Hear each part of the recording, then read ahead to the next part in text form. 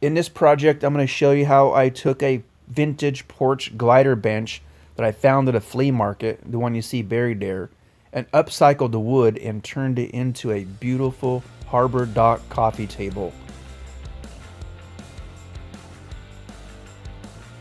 The wood is beautifully distressed, so I got the glider bench home and started dismantling it.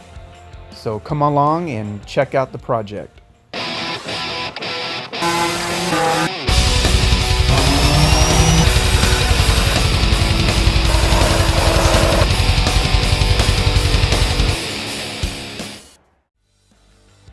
So here's the wood planks that I cannibalized off the glider porch bench. We're going to use this for the top of the coffee table. Now this is real solid oak. It's not laminated. It's seasonally distressed. It's absolutely beautiful wood. We're going to keep the bolts in there and position them accordingly in a pattern on top of the table. But first, we need to measure up and cut the frame for the table. So let's do that. The table's going to be 18 inches wide by 44 inches long, so the two side pieces need to be marked at 16.5 inches. That way, when you add in the lengthwise pieces, they're 3/4 inch to allow for that. So the overall dimensions will equal 18 inches wide by 44 inches long. We're going to go ahead and cut those pieces up. I do a lot of hand cutting, and this allows me to keep a straight cut, a jig I set up.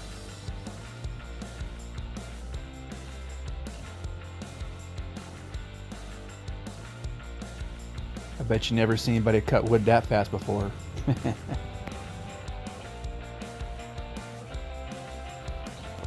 Now I'm going to sand the ends of the pieces I cut. I want to make sure that all the burrs are off, but I got to make sure that my sander's square. We don't want any, out of square pieces. That'll cause the whole dynamics of the table to be out of square.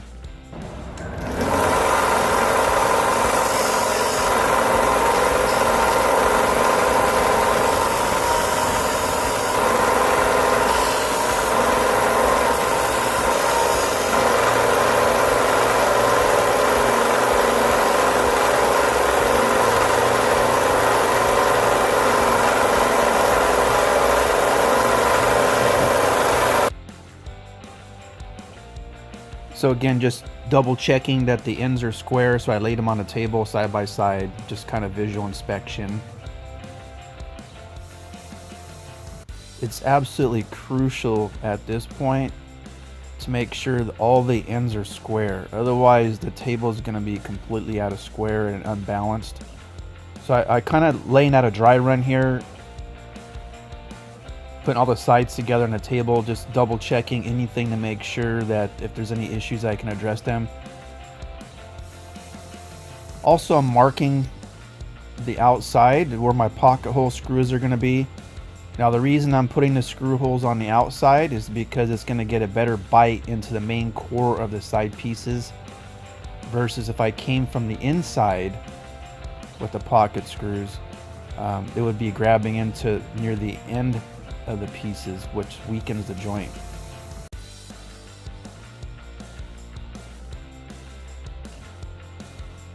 Now we get to do the fun part, to drill out the holes for the pocket hole screws. That way we can secure the frame in one piece and it'll be solid.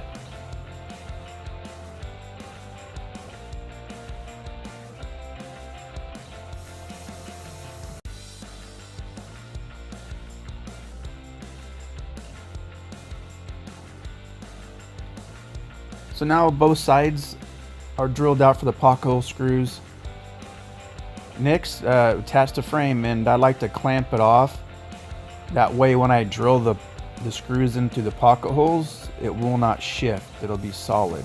I check for square. Everything's good.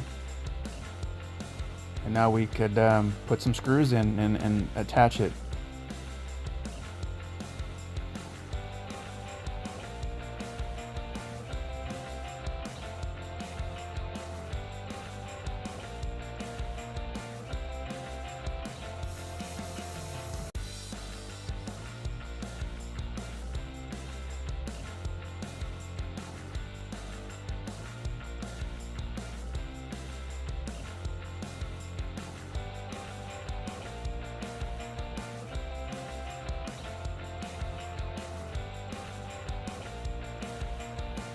Now I check for square one last time after attaching the pocket hole screws.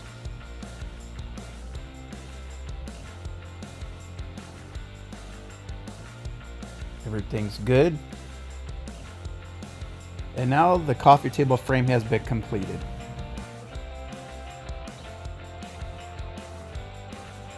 One of the most challenging aspects of this project is laying out the top of the coffee table. How the planks will be used, which direction they're going to go. And I'll have a finite amount of wood. There's no replacing this wood. So I wanted to keep the integrity of these rusted bolts. I think it adds a lot of character to the wood and to the table. The problem is there's bolts on the centers and bolts on the ends. If I use the bolts in the centers as a pattern, then I will not be able to use the end pieces. And if I want to use the end pieces, I cannot use the center pieces. It gets very convoluted as far as which direction I want to lay the planks and keep the bolts. So I ultimately decided to use a cross pattern going crosswise versus lengthwise like I'm showing here. Now it's time to cut the legs. I like to use lodgepole. It's soft wood, it carves real easy. I do a lot of cutting by hand, and let me tell you, there's a lot to cut here. There's 3 legs on each corner, so we got 12 pieces to cut by hand.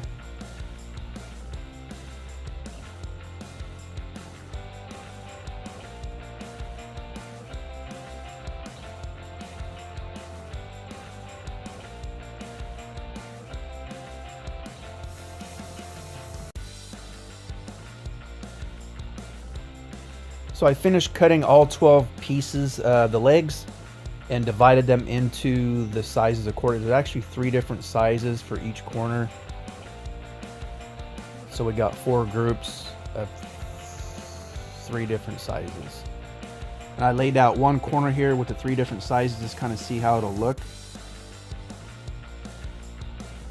So I did a mock-up and flipped the table upside down.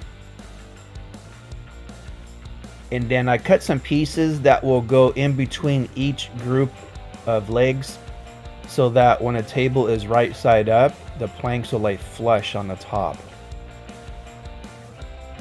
So this is the top part of the table from the other direction.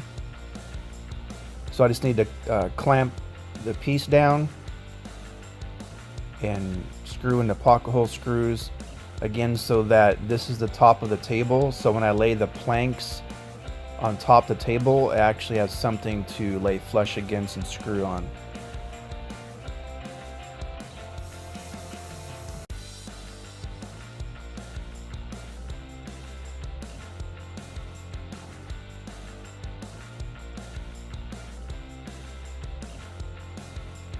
One of my favorite parts of this project was carving the legs to give a distressed, worn look like a real harbor pillar, and this is how I accomplished that.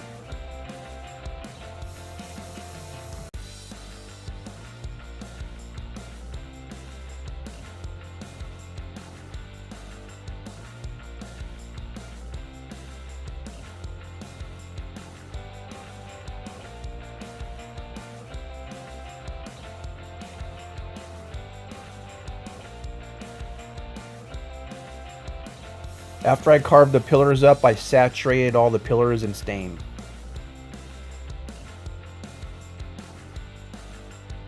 After I put the gray base stain on, I went ahead and whitewashed all the pillars to give a beautiful distressed look.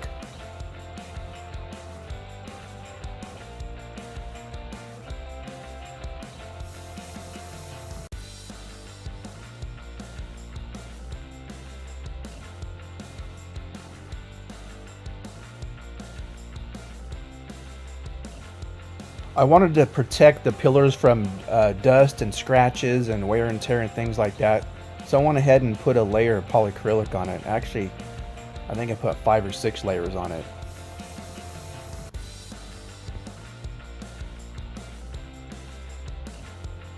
After I put a layer of protection of polyacrylic on the pillars, I went ahead and dyed the table frame black.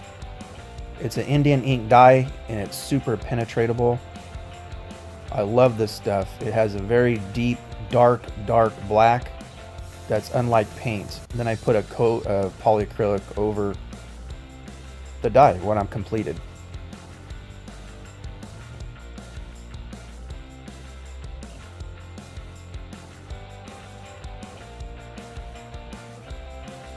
Now it's time to start working on attaching the legs to the table. So I went ahead and stood the table up on end and stuck the pillars through the top. And I'm using my little toy saw to cut dowels because I'm going to attach the pillars with dowels to each other.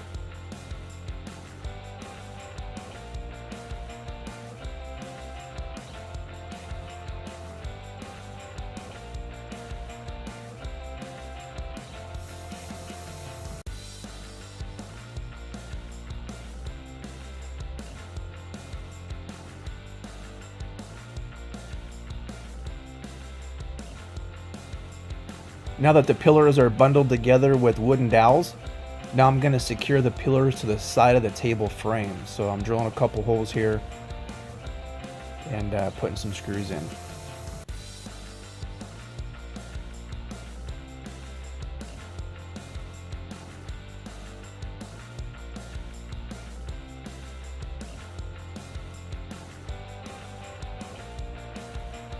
After securing the pillars to the frame with some screws, I stood up the table and made sure it was nice and level.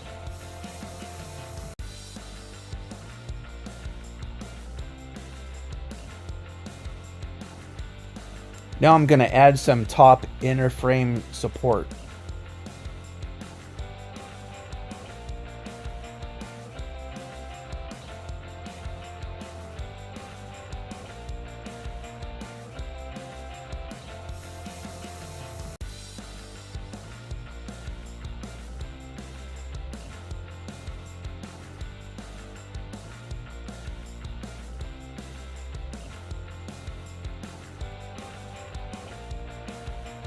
Now we're getting close to finishing the project, so I'm laying out the top of the table, how I want the planks to lay, the angles and all that kind of stuff. It is very challenging, this aspect. I only had a finite amount of material. I could not afford any mistakes. And to get the pattern I wanted on top of the table, I took a substantial amount of time on this, although you're not going to see all that in the video.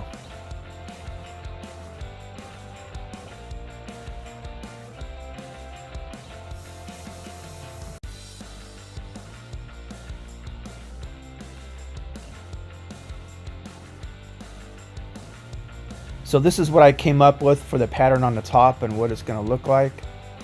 We're almost complete. As you can see, there's some side trim pieces that need to hide the pocket hole screws. We're going to take care of that next, but here's what it looks like now that the planks are on top of the table.